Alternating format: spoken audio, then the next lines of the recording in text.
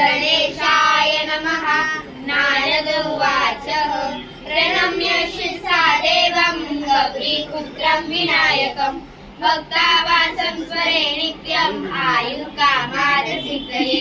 प्रथमं वक्रतुण्डं च एकदन्तं द्वितीयकं तृतीयं कृष्णपिङ्गाक्षं गजवक्त्रं चतुर्थकं लम्बोदरं पञ्चमं च षष्ठं विकटमेव च सप्तमं विघ्नराजेन्द्र धूम्रवर्णं तथाष्टमं नवमं बालचन्द्रं च दशमं तु विनायकम् एकादशं गणपति द्वादशं तु गजाननं द्वादशैतानि नामानि त्रिसंध्याया पठे नरः न च विघ्नो भवेत्तस्य सर्वसिद्धिकरं प्रभो। विद्यार्थी लभते विद्या धनार्थी लभते धनं पुत्रार्थी लभते पुत्रा मोक्षार्थी लभते गतिं।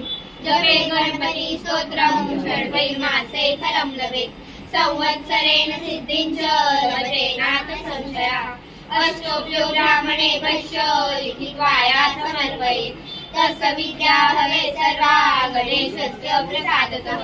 इति श्रीनारदपुराणे शङ्करनाथेन नाम श्रीगणपतिस्तोत्रं सम्पूर्णम्। श्रीगजाननार्पणमस्तु।